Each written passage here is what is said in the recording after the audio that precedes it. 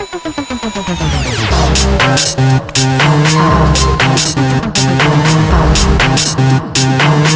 the Draglands.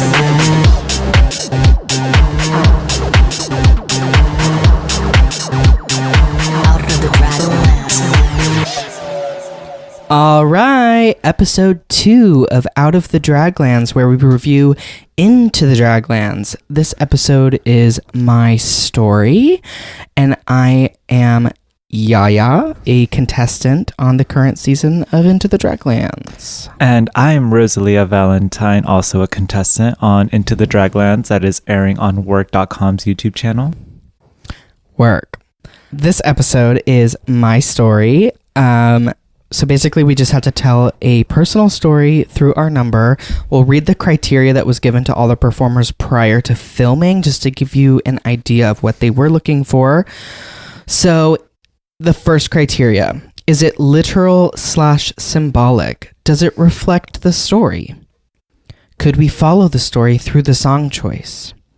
Is there a journey from beginning to end? Is the stage used with intent?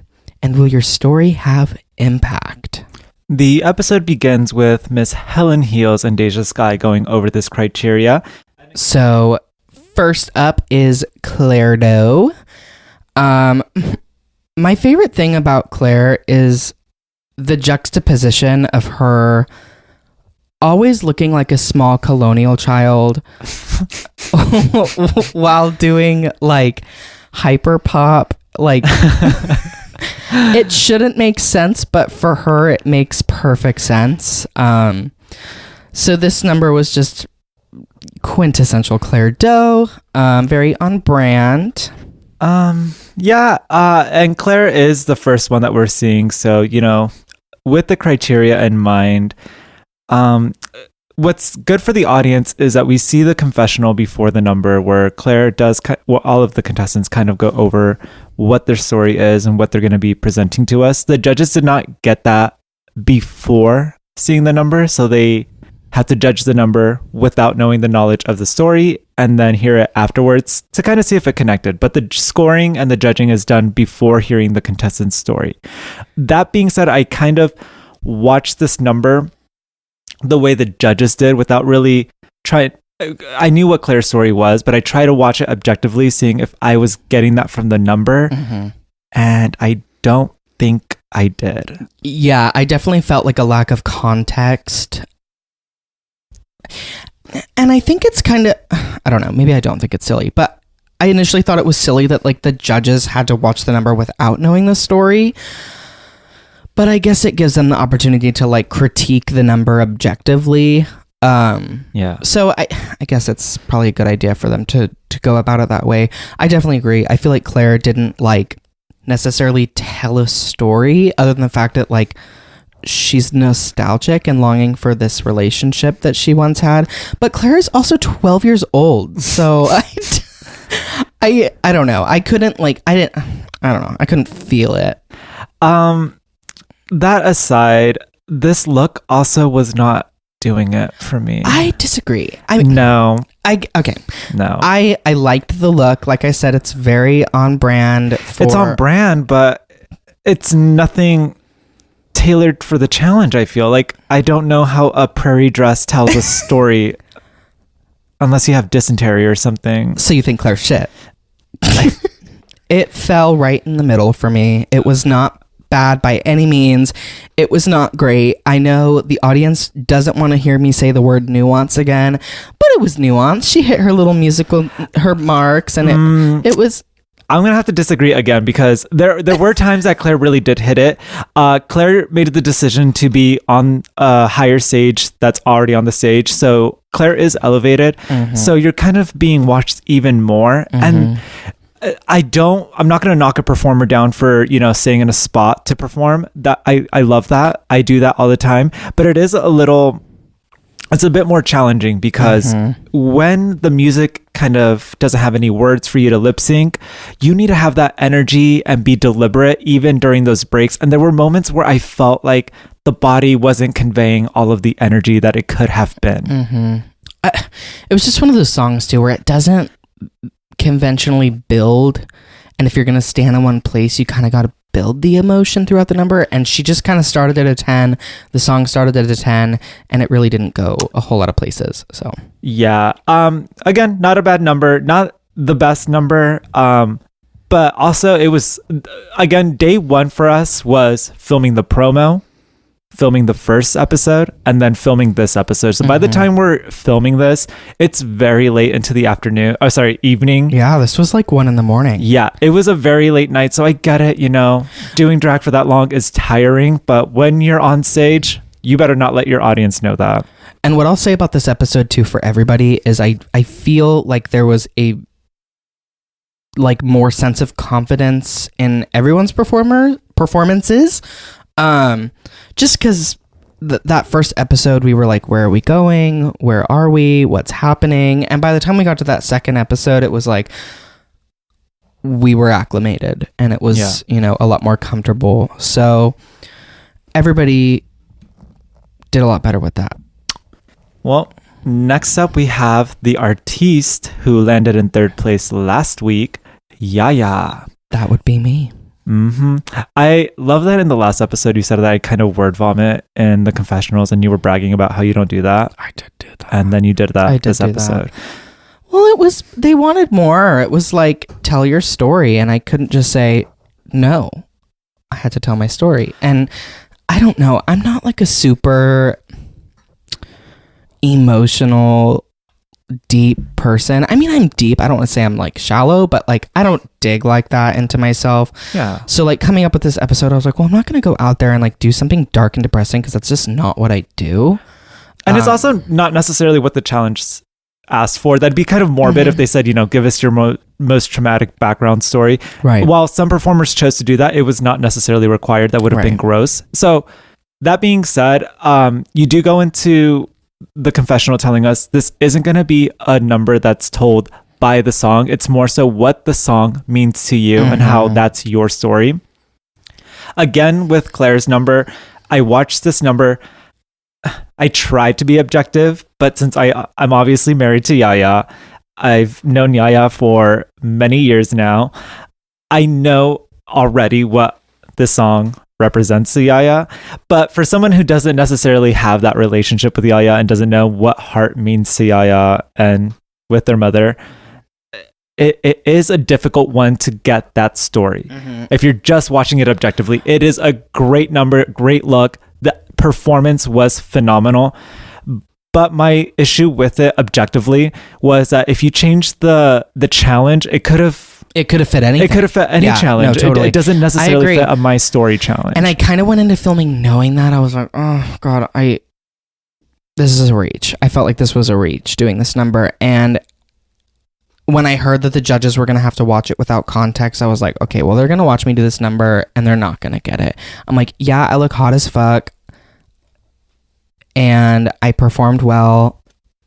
But like the judges have no idea what this means. And let me tell you a little story, because we got to see Beyond the Draglands this week too. When I went to go film this episode, I stood on stage ready to go and the music never started.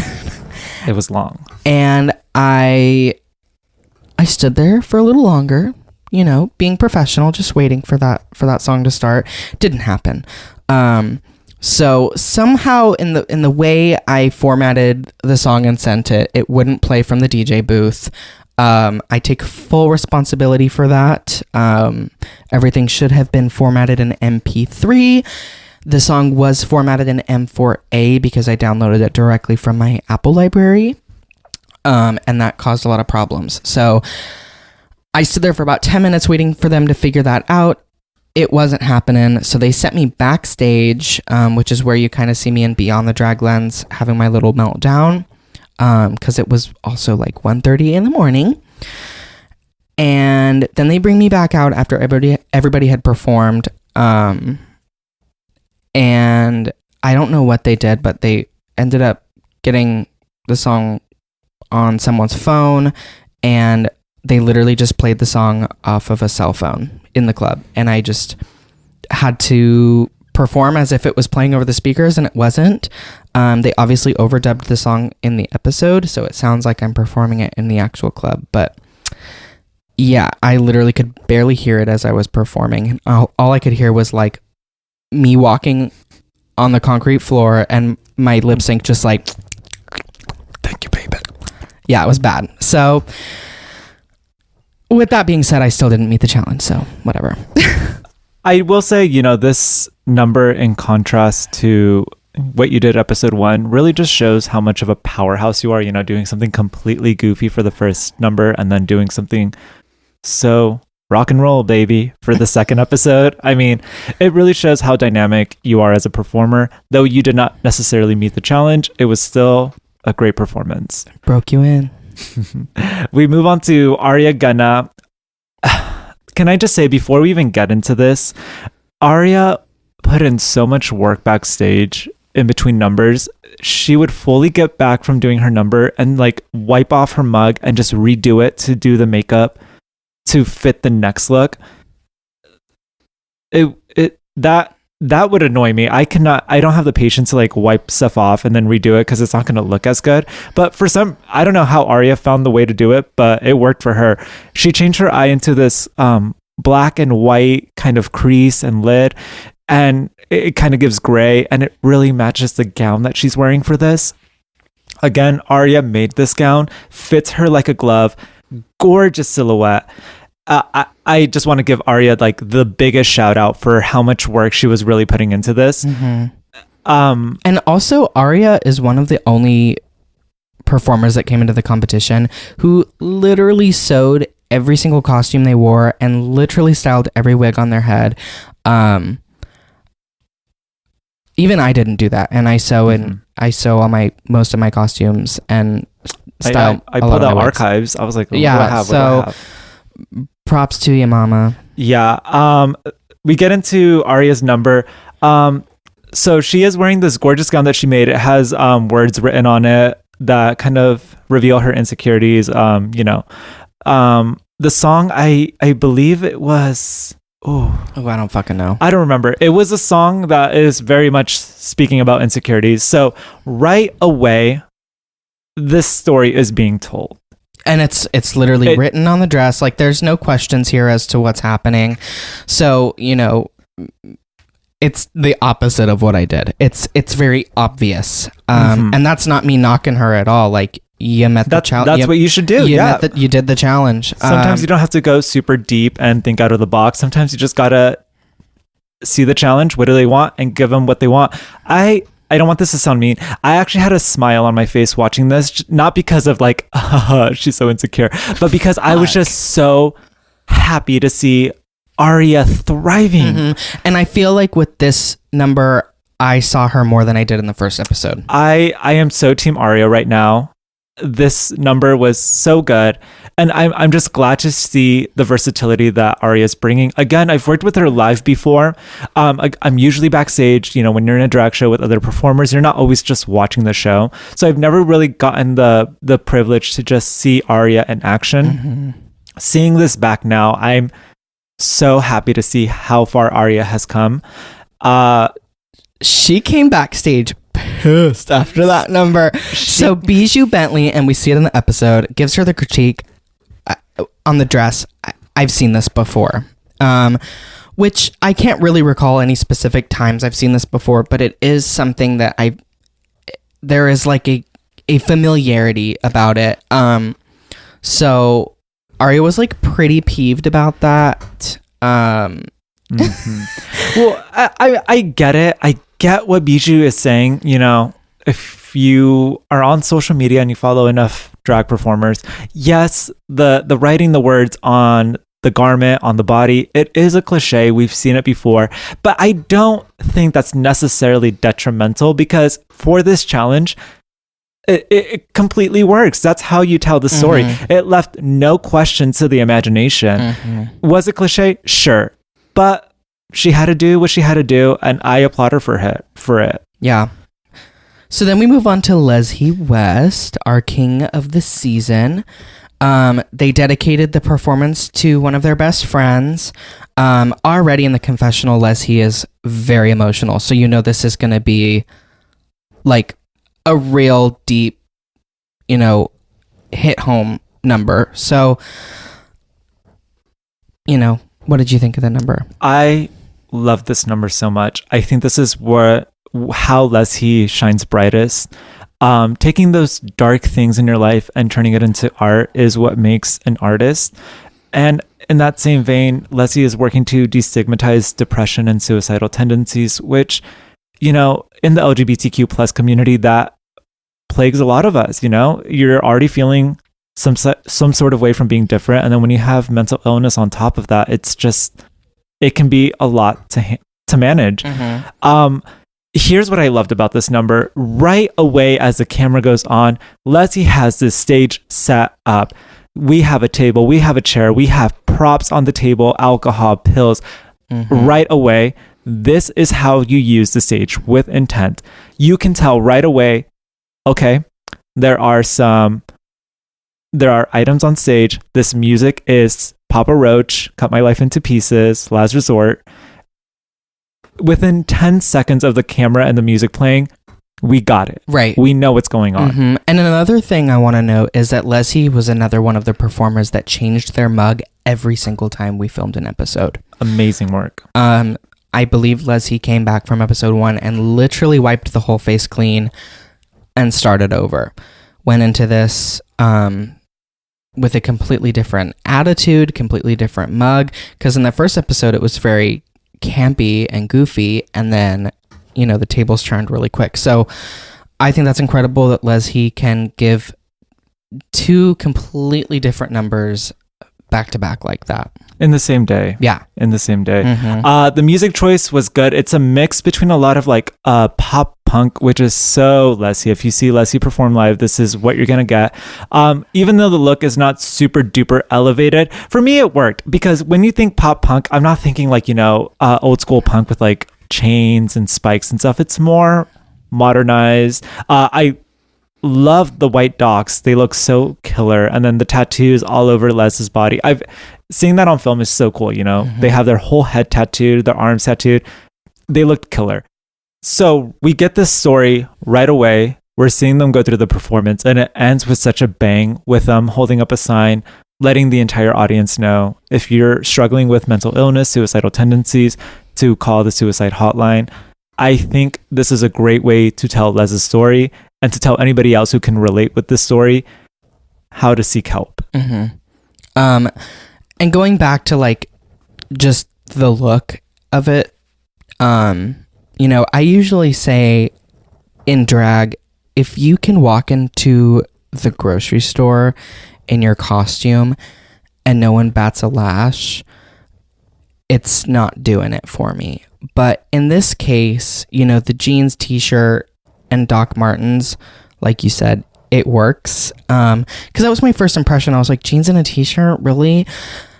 But then I was like, I don't know what else I could even picture in this context. If he came out in this structured, Elton John. It just, it wouldn't work. So it worked, so this is the only time that will work. So just know, if any of y'all ever come on stage in jeans and a t-shirt, I'm going to kick your ass. And flats, no less. Or socks. Oh. We move on. We move on to Shady B.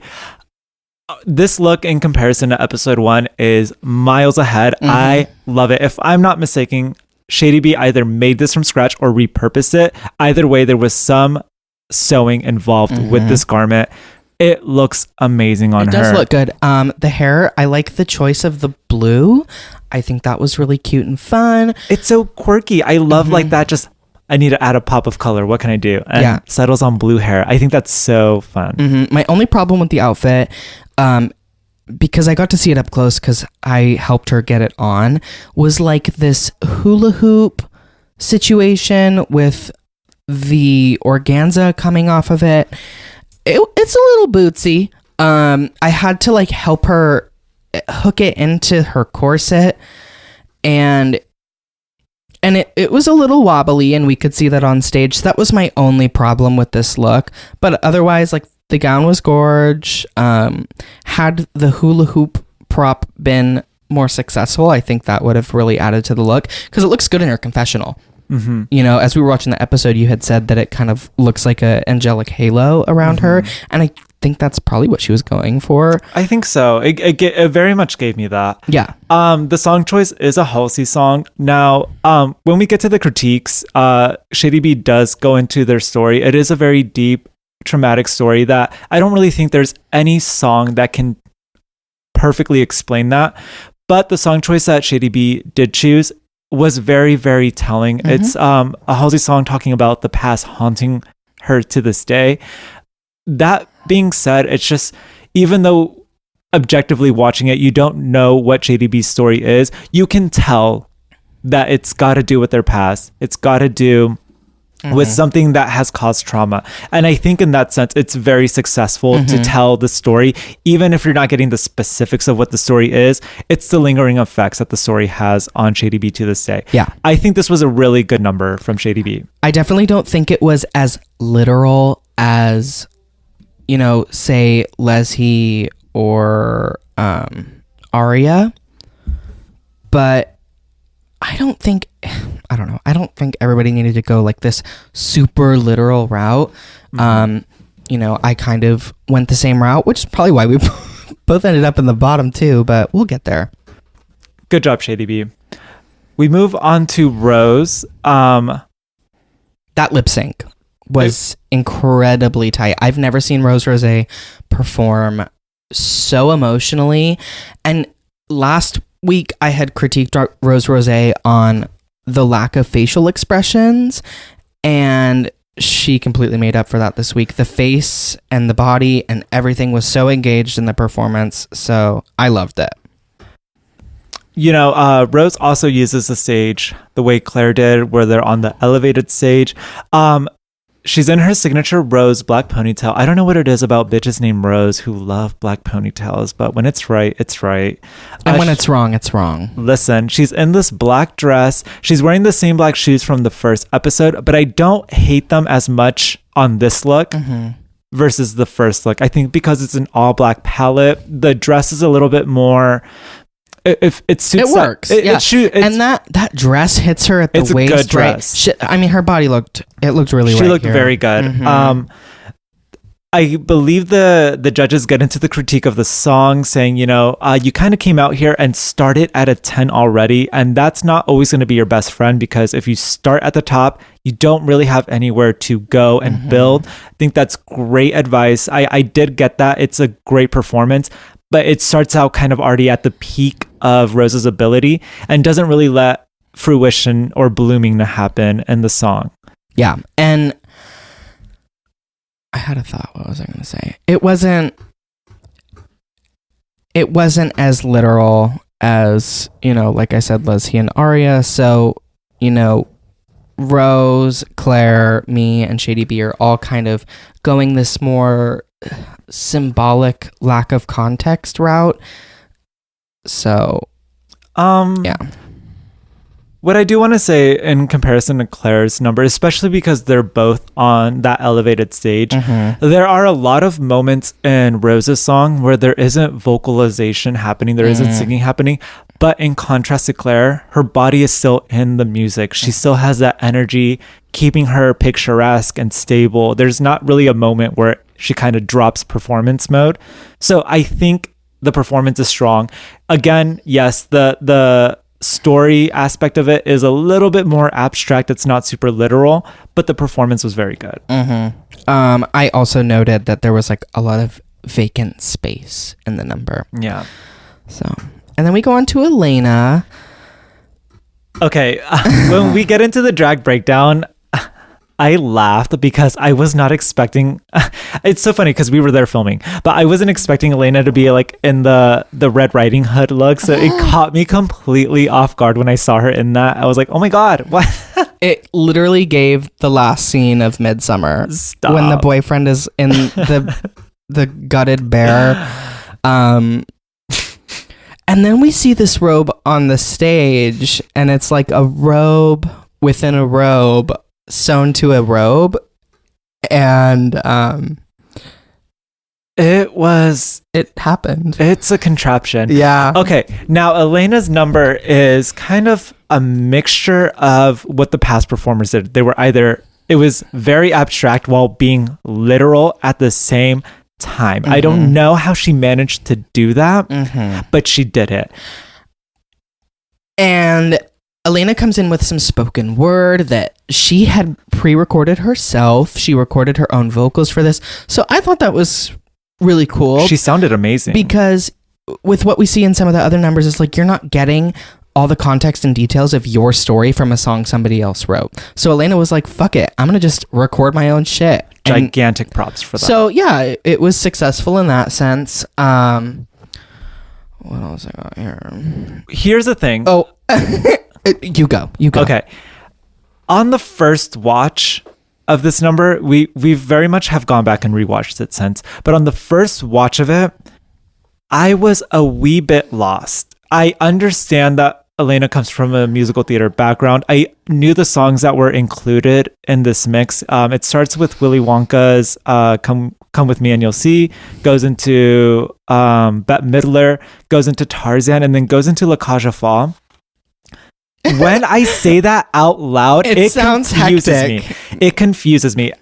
Well, here's my thing is Elena was so wrapped up, literally and figuratively, in like pulling off these costume reveals that like I wasn't even paying attention to the content of the number, and I was just like, I can see your skirt under the skirt. I can see that you're going to take that robe off. It was just a little predictable in that sense. There were no jewels. It was just she had thrown on every single thing she had that she could tear away, and then she did. And I love that after 900 costume reveals, she ends the number fully clothed still. Every part of her body is covered. So it's like, I don't know. Oh my goodness. It very much gave me like Coco Montree's talent show and All Stars. Jesus. So yeah, I wish Elena had focused more on like being present with the performance rather than like, I'm going to come in and I'm going to take this off. And then when I get to this part, I'm going to take this off. And then I'm going to take off my black skirt to reveal my silver skirt. The number was good. If we were able to focus on the number, it would have clicked more if the performance was a little bit more edited. Static, a little bit more just let me present to you this with very strategic props or something to really carry on the story. She's the only one that did reveals. Right? I believe so. That was a thinker for sure, but you told your story. Yeah. Then we go on to Brenda, who also performed Halsey, so it's Halsey night. Woohoo. Halsey is the new Linkin Park of Into the Draglands. Ugh. Everybody did Linkin Park for Alternative in season 1. Everyone's doing Halsey for season 2. Anyways, so then Brenda comes out in her socks, her dirty white no-show socks. It showed. And this off-the-rack nightgown from Marshall's. So back to what I said earlier while we were talking about Leslie. If you walk into the store and this is what you're wearing, it's very pedestrian. I don't know. Like, I would have loved to see something a little more elegant.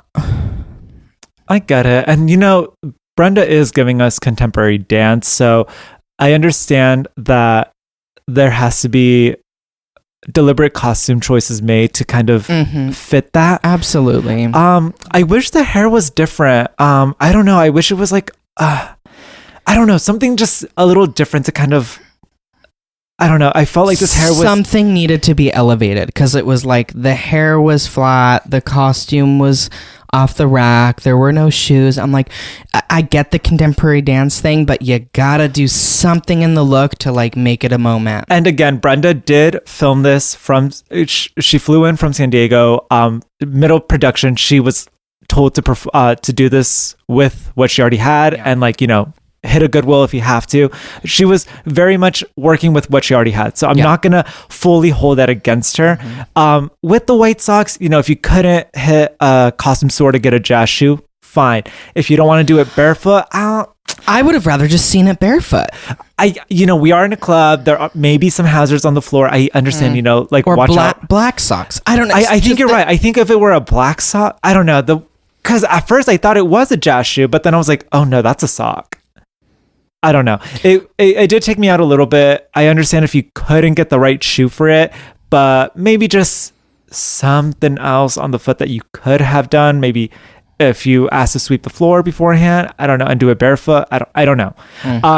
But yeah, regarding the number itself, she does give us contemporary dance in comparison to her first episode challenge. It's nice to see that change of pace going from some versatility. Exactly. Yeah. And I love the puzzle prop. I think to me, I was going to say that was the saving grace of the performance. Because the song and the number, I didn't really get much of a story, but that puzzle just being like sprawled across the floor, that in itself told a story. It was a very smart choice. Brenda could have come out butt naked with no music, and just the puzzle on the floor would have been enough for me to be like, okay, she's trying to get her shit together. I wish she would have come out butt naked, because that would have looked better than this little nighty and shokshen hair. It's true. I'm sorry, babe. This look was not doing it for me. But the number itself, the story behind the number, clicked right away. It was just the look that I wish could have matched it a little better. Yeah. But great job, Brenda. That's that on that. So then we get a glimpse of Feiminen's Fitbit. Or her, It's her Samsung watch. Not the Samsung watch. Oh my God. I just wish it was like studded to match her choker. That'd be sick. Yeah, it would have been hot. Then we go into Rosalia Valentine. I was a little nervous because when they brought Brenda out, they said our secret ninth contestant. I was like, oh my God, did they just not edit me in this episode? But I came on right after Brenda, so we're good. Yeah. So, I mean, obviously, Rosalia is drag excellence. The second she hits the stage, nobody in this competition can touch this look. So I was gagged. The dress is stunning. The hair is a black ponytail, which Rosalia does that a lot, but you adorned it with the sickening roses. It was very Coachella ready. I did hate that little necklace you were wearing. It just didn't add anything to the costume. Yeah. And I come out with the white rose, which I'm not sure if this is a thing in America, but for Mexican culture, this is the rose that you leave for someone who's departed us. This is a number that I did in honor of my grandparents. So, roses, roses, roses, Selena, Mexican American.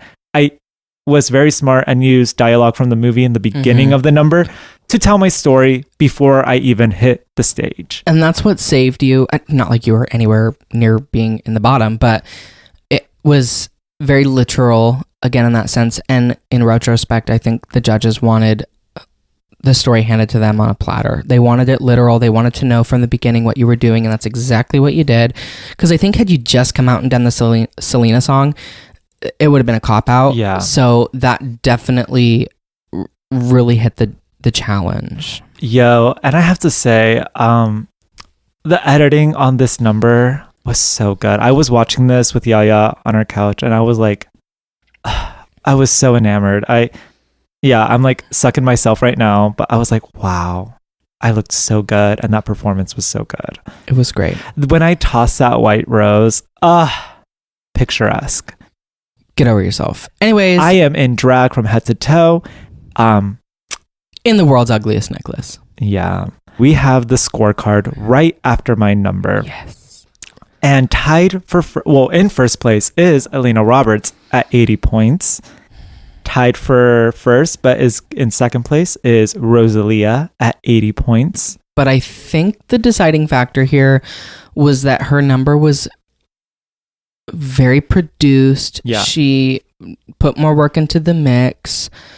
And it was just a slight more literal from beginning to end than yours was. Definitely. I want to say, Elena, great job on the number. I know that when it comes to a tie, the judges make the decision as to who edges out who. And I can see why they chose Elena, because when we think of the number itself, Elena's does tell a story from beginning to end, in that literal sense, from childhood to adulthood. Yeah. So I get it. Mm-hmm. I was a little bit pressed when, I wasn't there, obviously, when the judges decided who's going to edge out who. But I'm like, okay, if you had a photo of Elena's look and then a photo of my look next to each other, I was like, It was offensive. yes, but that obviously was not the deciding factor, you know? Right.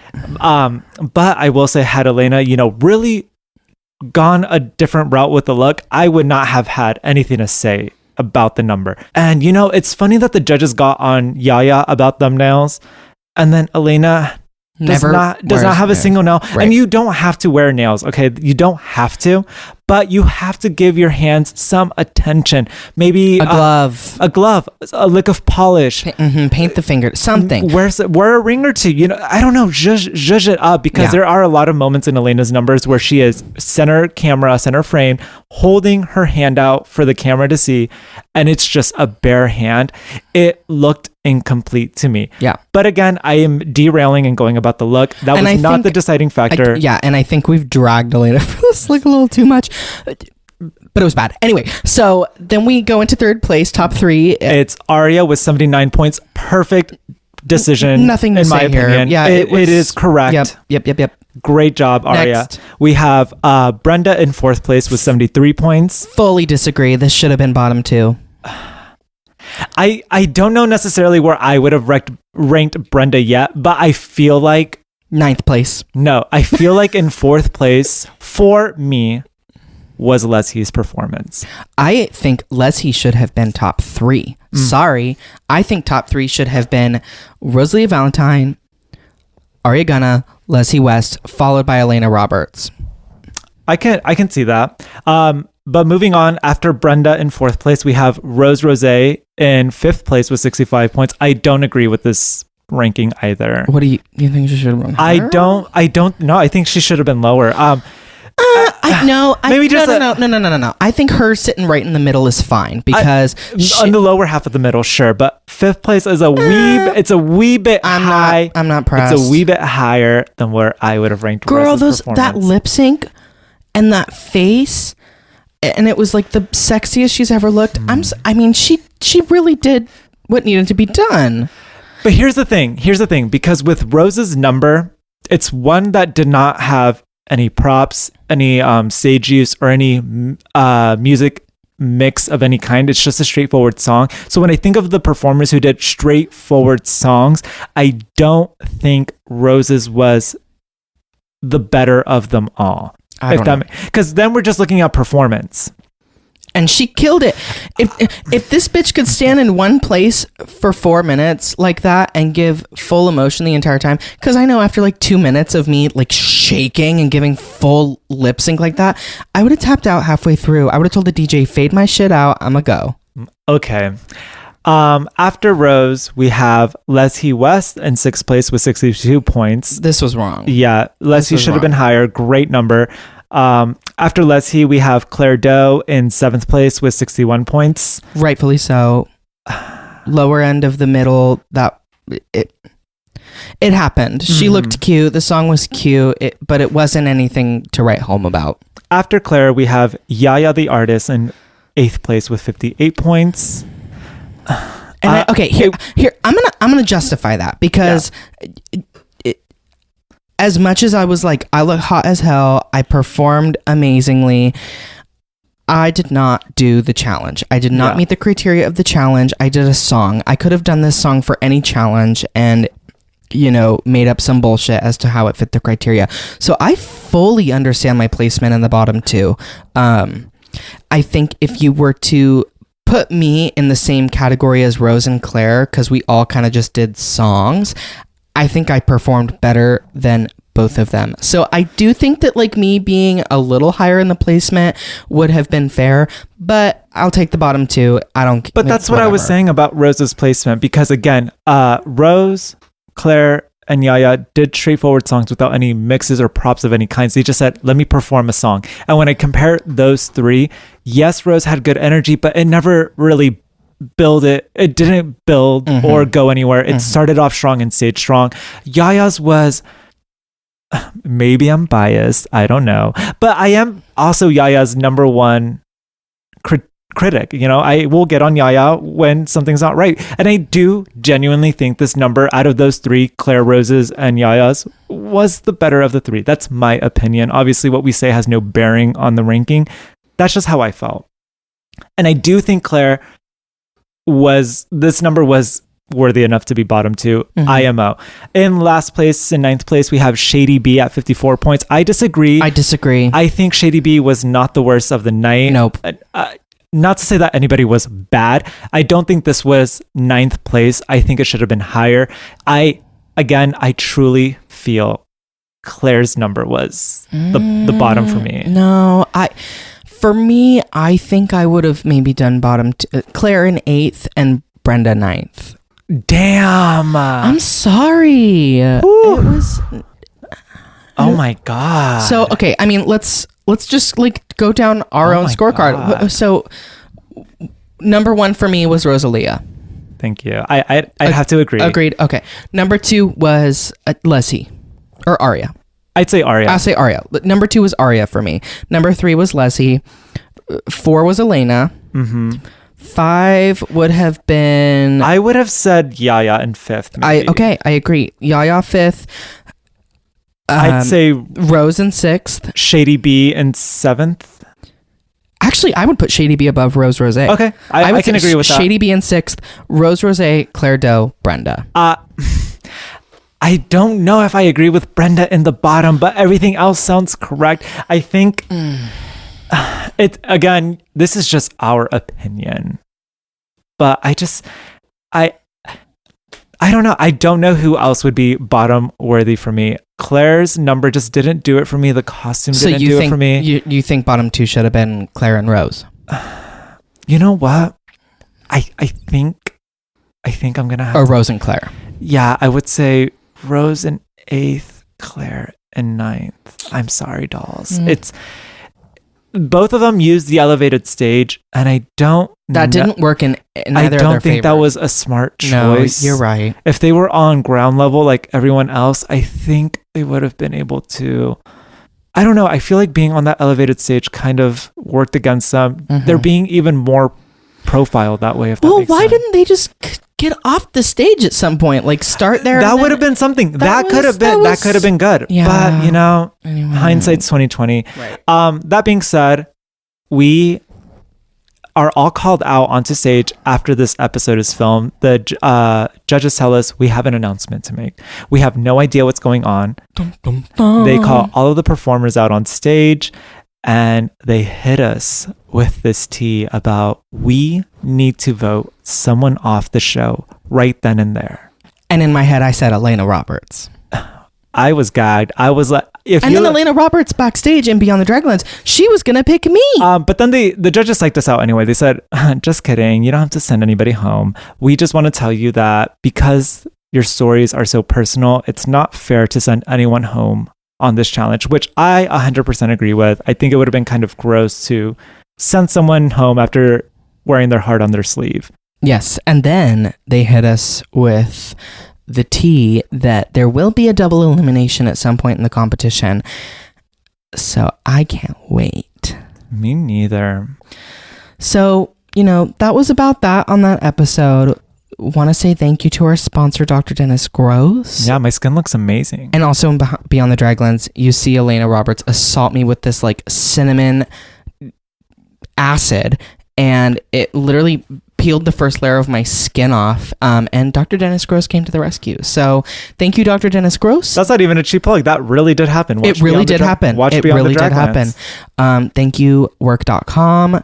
Thank you, Chiffon Dior, everybody who's been involved, our cast and crew. So thank you to everyone who was a part of it. It was not easy. Yep. So anyways, we'll see you next week on Out of the Draglands.